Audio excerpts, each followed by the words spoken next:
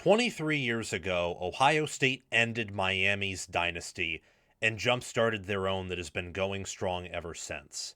But now, Miami, coming off a tough, close, gritty 10-3 win on the road against Texas A&M, has a chance to rejuvenate their success, to jumpstart maybe a dynasty of their own, and to end Ohio State's hopes of repeating as national champions. The 11-2, 10-seed Miami Hurricanes play the 12-1, 2-seed Ohio State Buckeyes in the Cotton Bowl to kick off the College Football Playoff Quarterfinals. This game will be played on New Year's Eve, a special game set aside from the other quarterfinals, kickoff at 7:30 p.m. Eastern Time on ESPN. Before we jump into this preview, this is a special game. I love my Ohio State fans, but I would love to reach out to other fan bases since we're expanding as College Football with Sam into the national landscape. We want to be the best college football channel on YouTube. More importantly, I want you to be the most informed college football fan. So do me a quick favor and make sure to like the video, subscribe to the channel, hit that notification bell so that you can get notified when these other previews drop, when we go live Monday, Wednesday, and Friday at noon Eastern Time. And also comment your thoughts down below.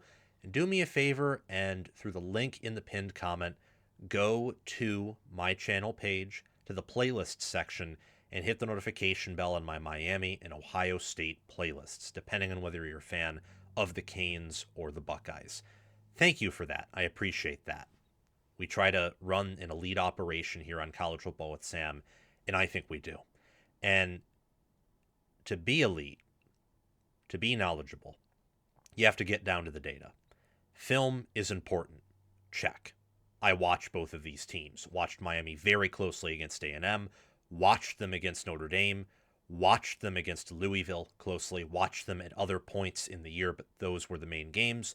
And I've watched Ohio State all season long, mostly against Michigan, Indiana, Texas, Penn State. I was even enough of a sicko to watch that entire Rutgers game in its entirety.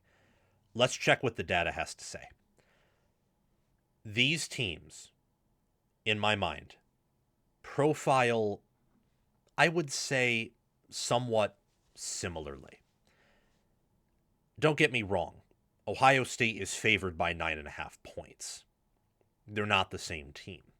I'm not talking about the level of team they are. I'm talking about their profile, what they want to do, who they actually are, what their results bear out on the field. There are differences, of course, but one thing that makes them similar is, despite the fact that offensively, the efficiency metrics will tell you these teams are very effective and among the better offenses in America. And I think Ohio State's is, Miami's is, good. But their defenses are functioning in an entirely different stratosphere than their offenses are. Seriously. I think a great point to be made about that is that Ohio State has Caden McDonald, Sonny Styles, Arvell Reese, and Caleb Downs. They have 4 first-rounders on that defense. And who knows? Someone else there might be. So let's just say maybe for argument's sake, 4, maybe 5. Offensively, and they're all at different positions too, at all different levels, Ohio State offensively only has 2 first-rounders that we know of right now on offense. And they're both playing the same position at wide receiver, both on the field at the same time, different wide receiver positions, but receiver nonetheless.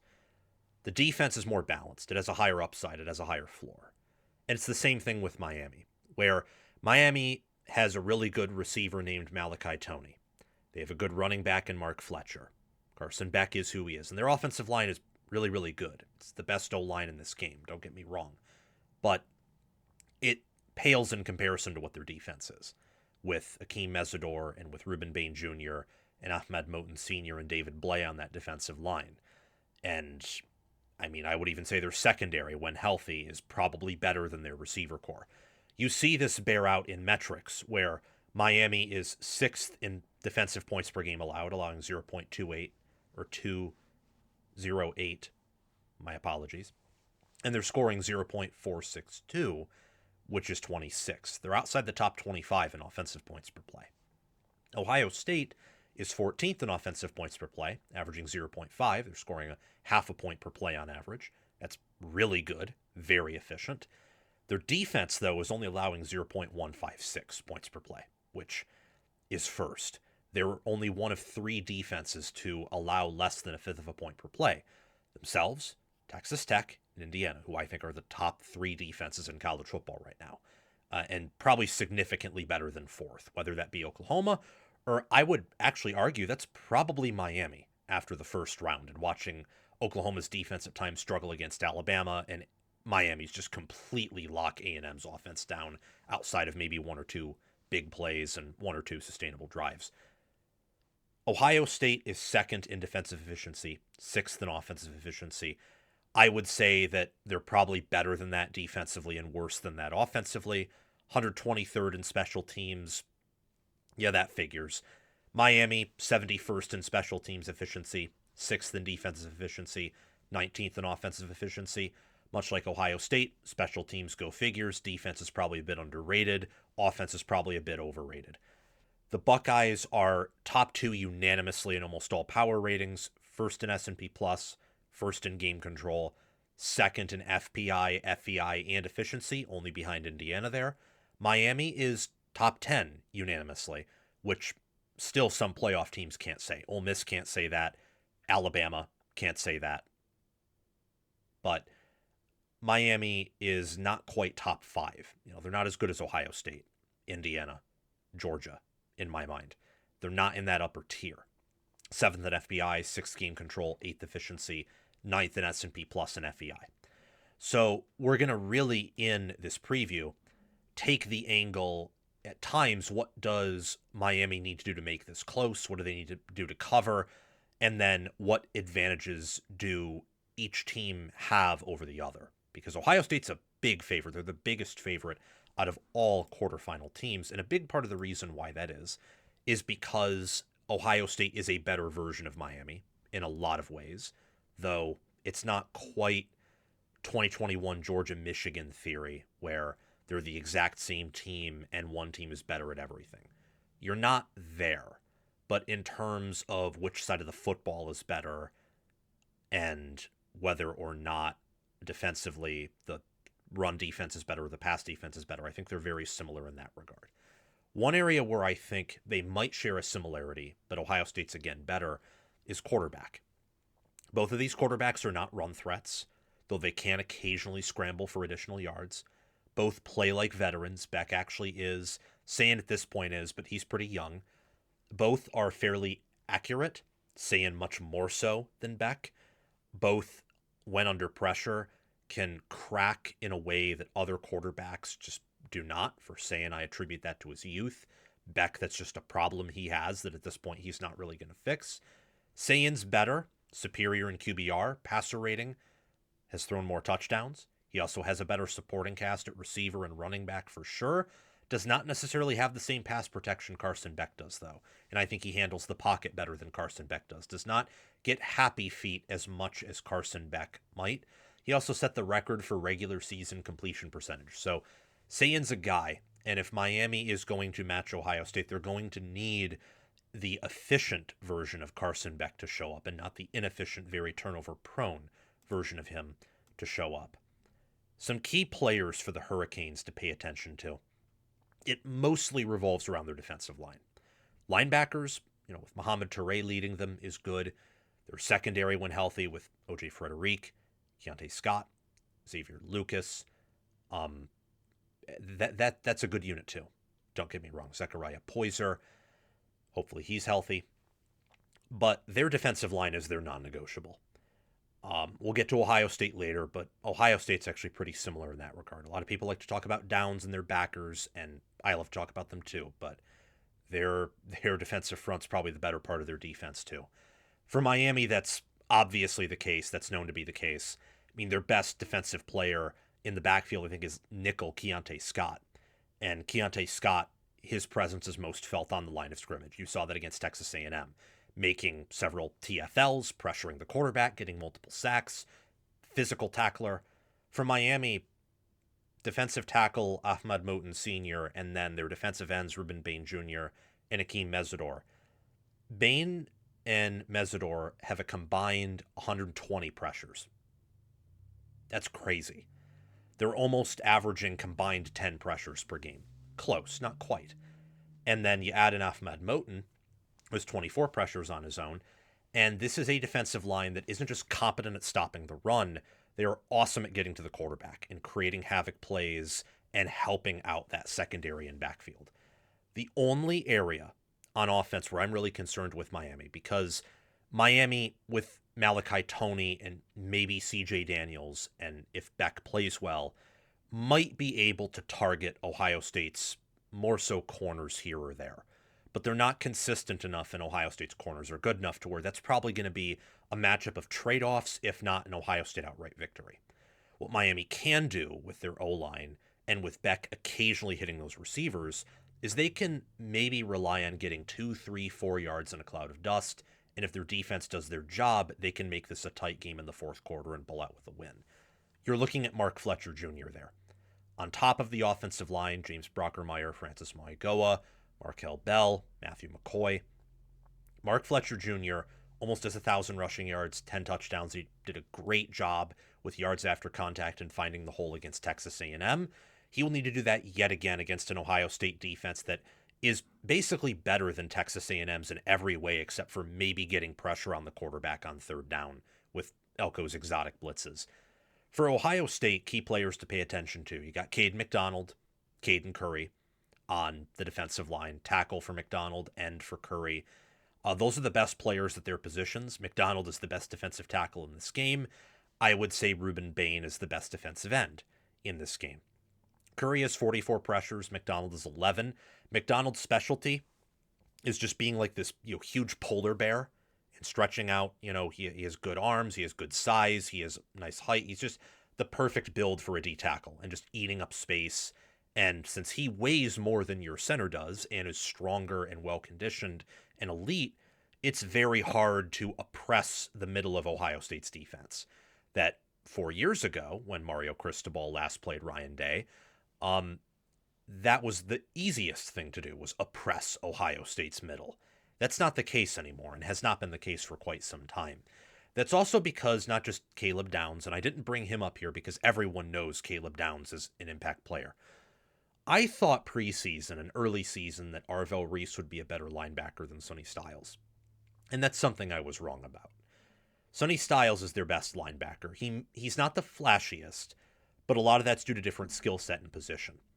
Styles is a better player than Arvell Reese. His floor is so much higher, and I don't know if his ceiling is that much lower. They're just playing different positions. Reese could be an edge or a blitzing linebacker. Styles is a linebacker, but also played safety, and I think you see that with how well he tackles and with how he, reads defenses, and he's always in the right place at the right time. And that speaks to everything about him. His build, his brain, his instincts. He's the perfect linebacker. Offensively, I'm looking at Jeremiah Smith, obviously, but another player to pay attention to is running back Bo Jackson. Bo Jackson is the rushing offense for Ohio State. The left side of their offensive line is great. Not quite elite, but very close. It's much better than it was last year. The right side, I would say, is similar, if not weaker. Tegra Shabola won't play here, and that could be a good thing. It could also be a bad thing. Like, there was a reason he was starting for those 13 games. I think that in watching how he played against Indiana, and even against Michigan, but especially against Indiana, where there wasn't really a play where Ohio State was blocking well outside of a handful, his yards after contact has been a very valuable thing for them. You saw it a bit against Michigan, same with making people miss. He didn't really make people miss against Indiana, but it was all yards after contact. There were plays where his offensive line was still at the line of scrimmage, and he's 4 or 5 yards downfield, kicking his feet to get more. That's very valuable to have for any offense, but I think especially Ohio State's, where they have a good passing offense. It's just whether or not they can sustain that with the run. And he's involved in the passing game too, as usually a receiver out of the backfield or just a, check down valve or safety valve. So he's an impact player here because much like A&M utilized screens or tried to do so, Ohio State can have somewhat of a similar effect with Jackson where they can target him behind the line of scrimmage. And if you don't tackle him well or he gets going, he can go down the field for a big gain. And Miami's going to have to make sure they stop him right where they meet him because he's a yards after contact merchant. And I've been very impressed with his play this year. Both of these coaches are different. I have respect for them. I do like Ryan Day much more. Nothing personal. It's just the game manager side of it. Mario Cristobal's rebuilt Miami. I don't really care what anyone says. I know people got on me when I said Texas was back after, what they did in 2023. And those same people are probably saying, well, Sam, they went 9-3. They're not actually back. No, they are. The reason why this season was a colossal failure, despite them going 9-3 with a tough schedule, is proof that they are back. Miami is back. That win over Texas A&M solidified it. Now, by back, all I mean is that they're actually a national title contender here moving forward, or at least they're going to be in that conversation. Ohio State has been that way for 2 decades, if not maybe a little bit more than that now. And for definitely 2 decades every year outside of 2011, they have been in that conversation. And yet, Cristobal has that 1-0 record against Day head-to-head. I don't really care about that much. I think it does show that Cristobal's good at building a roster, because to have ever beaten Ryan Day, you have to have something on your roster. Even 2024 Michigan, the reason they beat Ohio State that day is because they had an amazing defensive roster, and they had just enough on O-line and running back to extend drives. And they had a good kicker. So that's what I like about Cristobal, is he's a program builder and an elite recruiter. Day, I would probably put him in that conversation too, but he also took over Urban Meyer's program and is at Ohio State. And I would say he's those things, but some will say, and understandably so, that, he's maintained this and credit to him, but could he build a program back up from the gutters? So what I like about Day is his strategy, his ability to, whether it's 2020 or 2022 or last year, every time they get in the playoffs, they have a really good game plan coming out. Like Tennessee destroyed them. Georgia in 22, they destroyed that defense. Clemson in 2020 destroyed them. And we'll see if it happens this year. There's a decent chance that happens again with all that time off. And then we've seen, as everything, when, you start playing games again, things regress to the mean. We saw that last year where Ohio State started playing tougher defenses and the breaks weren't as long and they couldn't sustain the same offensive success, but they were so good and so well coached and their game plan was amazing that they won every game. Day's an elite coach, and I am curious to see in this game whether or not Day has the advantage over Cristobal that I think he does. I think that Day is a better game manager, a better play caller. I think that he has done just as good of a job at Ohio State, even relative to where Ohio State and Miami started out, as Cristobal's done at Miami. I mean, he's taken Urban Meyer's program and taken it to another level. If Ryan Day were the coach at Ohio State pre-NIL and transfer portal rules, I think the majority of his teams would be obviously better than a lot of Meyer's teams. I think he's a better coach than Meyer and a better program builder. Much more, he does a lot more sustainable things, and I think is more open to adaptation and more of a fresh face. I mean, I have a lot of respect for Ryan Day. I think people that have followed me for a while, some of them have even called me like a Ryan Day, patsy, or someone who just blindly supports him. It's not the case, but I do think that he is very good at his job, an elite coach. Let's look at some deeper metrics here, some game on paper metrics. Look at how well Ohio State's defense overlays on Miami's offense, where really the only area where Miami could have an edge over the Hurricane or over the Buckeyes, an edge over themselves, whatever, would be pass protection versus Ohio State's pass rush. That's what a lot of the havoc plays are, where Miami doesn't allow many combined turnovers, tackles for loss, sacks, negative plays, stopped plays. Ohio State doesn't force a ton of those, but they don't really allow much else outside of that. And I just, I'm kind of speechless at how Ohio State's defense is, how good they are, where they don't allow explosives almost ever. They stop you in the run. They dominate you at the line of scrimmage. That's actually the most glaring thing about this defense, and it was the case with last year's defense too, after, Knowles adjusted his defense, where you could not move them off the ball on the line of scrimmage. And if you did, it was a holy cow, either they're tired or that's a very rare miss. Looking at these numbers too, just like put them into context, the EPA per pass, per rush, all these different things that I can't talk about all of them because otherwise this video would be an hour long, but I bring them up so that you can look at them and also lead you to gameonpaper.com to look at these numbers and to put them into context.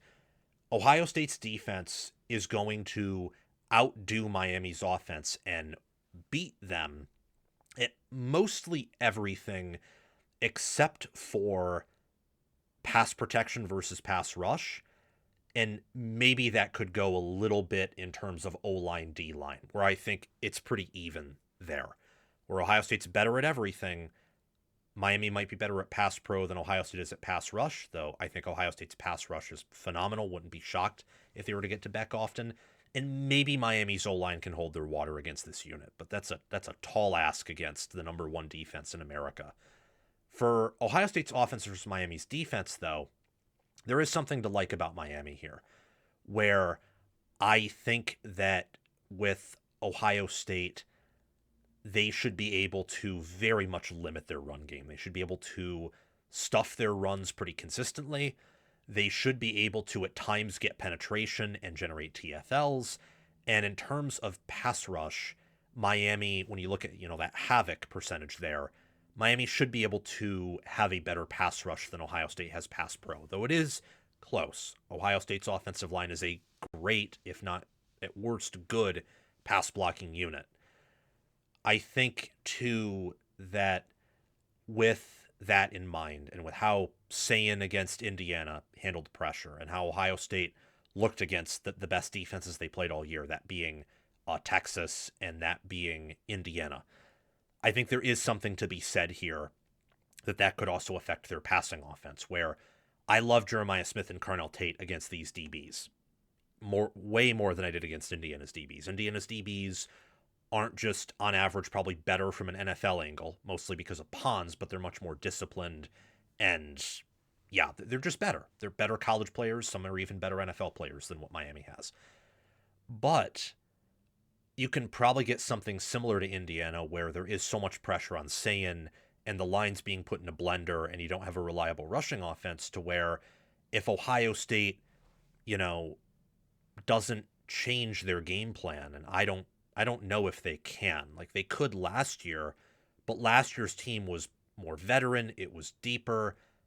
In terms of points per play margin and efficiency metrics, it was actually better than this year's team was. I don't know if they can do that this year. If they keep trotting out the same game plan they have for 13 games, it will be hard to move the ball against this Miami defense. If they can somehow change it up to where they can be pass first and pass all over the field and protect Sayin more often than not, or really shut down Miami's pass rush, then they could score a ton of points on this defense. But I don't know if that's tenable. I don't know if that's likely. I don't really know how possible or realistic that is. And here are some more numbers from Game on Paper. Net stats, success rate. Ohio State mostly owns Miami in all of these areas. They're the better team. It makes sense why they're favored by 9.5 points in my mind. That's pretty accurately priced. One area where Miami is better is net field position, and special teams efficiency too would tell you they have the better special teams.